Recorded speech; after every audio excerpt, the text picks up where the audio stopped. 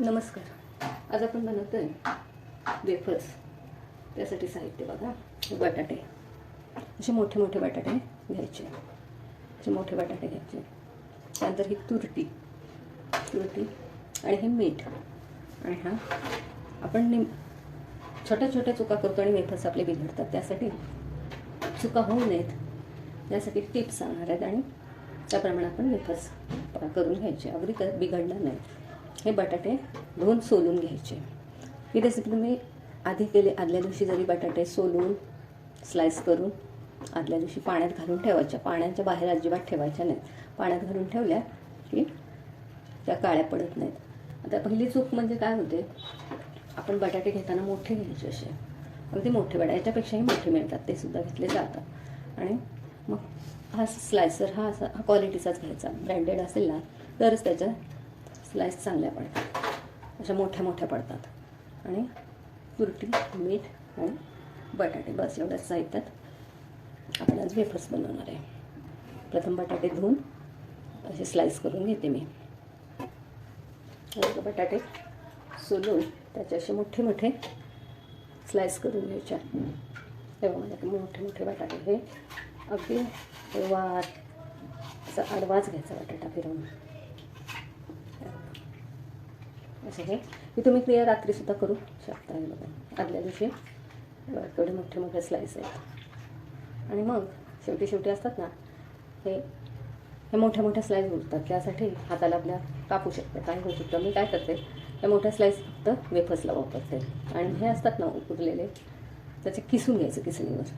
किसून घ्यायचे आणि मग त्या असे अजिबात पाण्याच्या बाहेर ठेवायच्या नाहीत, नाहीतर मग काळ्या पडतात. हे बघा, तेवढे मोठे मोठे वेफर्स आहेत. आणि मग हे चांगले धुवून घ्यायचे. 3 ते 5 वेळा अगदी धुवून घ्यायचे. जेवढे धुवाल ते धुताना काय करायचं, असे बाहेर काढायचे. बाहेर काढून मग दुसऱ्या पाण्यात मिक्स करायचे. असे मी 5 वेळा धुवून घेतलेले आहेत. आणि आता पाणी गरम करायला ठेवायचं. हे बघा, मी पाणी इथं गरम करायला ठेवलेलं आहे. पाण्याला उकळी आलेली आहे. त्यामध्ये घालायचं थोडंसं मीठ जरा बेताचं घालायचं.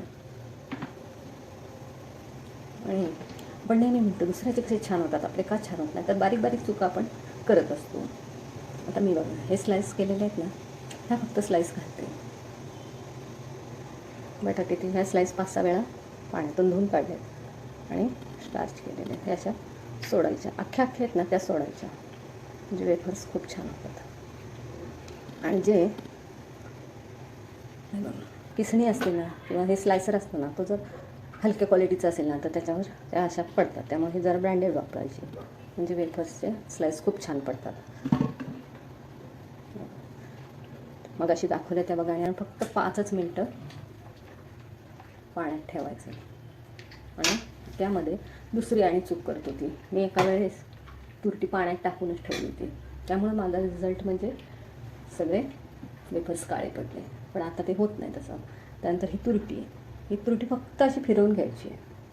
अजिबात त्याची ह्याच्यात टाकायची नाही. किंवा तुम्ही ह्यात अशी 2 मिनटं पण अशी फक्त फिरवूनच घ्यायची. ही नक्की चूक टाळा. ही फक्त असं एकदा फिरवलं की वेफर्स पांढरे शुभ्र होतात. लगेचच काढायचे. म्हणून त्यात वेफर्स टाकायचे. वेफर्स असे खालीवर काढायचे. 5 मिनटं बरोबर टायमिंग लावूनच 5 मिनटं करायचे. अगदी तुम्ही जर टायमिंग कमी झालं चालेल, पण जास्त करू नका, कारण ते लगेच शिजतात. स्लाइस पातळ असल्यामुळे सगळे अख्खे स्लाइस हे आता शिजत आले. 5 मिनटं झालेली आहेत. 5 मिनटापेक्षा कमी केलं ना एक वेळ तरी चालेल, पण जास्त करू नका. 5 मिनटं कमी केलं तर त्या वेळ पाण्यात तशाच ठेवून द्या. आणि परफेक्ट 5 मिनटं केले तर त्या लगेच काढून घ्या. लगेच काढायच्या. असे शिजतात लगेच. 5 मिनटं झालेले. गॅस बंद करायचा आणि लगेचच वेफर्स बाहेर काढायचे. आणि तुम्ही घरातसुद्धा वाळवू शकता. आणि उन्हात टाकले तर 1 तासभरच टाकायचे. आता मी गॅस बंद करते आणि लगेचच काढून घेते.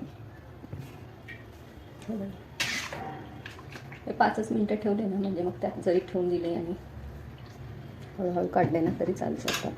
तर हे लगेचच काढून घ्यायचे, लगेचच काढायचे.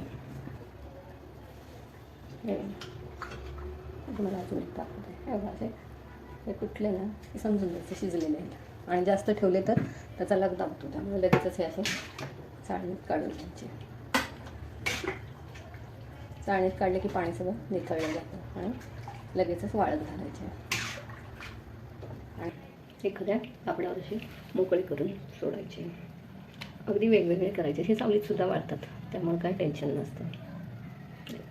कापडावर एखाद्या हे 2 दिवसांना त्यातले वाळलेले वेफर्स असे मोठे मोठे स्लाईस कसे पडलेले आहेत बघा, त्याचे मोठ्याच घ्यायचे बटाटे त्यामुळं. आणि मग ते जे उरलं होतं ना त्याच्याने ह्या फेण्या केलेल्या आहेत, साबुदाण्याच्या फेण्या. आणि हे मोठे मोठे वेफर्स काळे पडू नयेत म्हणून आणखीन एक टिप्स, आपण तेल तापवतो तव्यावर कढईत, तेल तापवून घ्यायचं. तेल तापलं की ते थंड करून घ्यायचं, बारीक गॅस करायचा. वेफरची रेसिपी अजिबात कधी चुकणार नाही का. एवढं मला अशी जेवढ्या मोठ्या दिसत होते ना स्लाईस, तेवढ्या स्लाईस मोठ्या आहेत.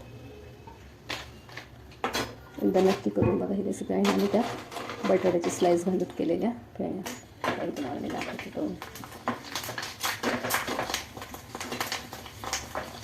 ज्या ज्या चुका सांगितलेल्या आहेत त्या टाळून एखाद दिवशी नक्की वेफर्स थोडेसे करून बघायचे, त्यातून आपल्या चुका बघायच्या आणि मग काय बघा मस्त फुलणारे वेफर्स आणि फेण्या. एकदा नक्की करून बघा. व्हिडिओ आवडल्यास लाईक करा, शेअर करा, सबस्क्राईब करा. थँक्यू.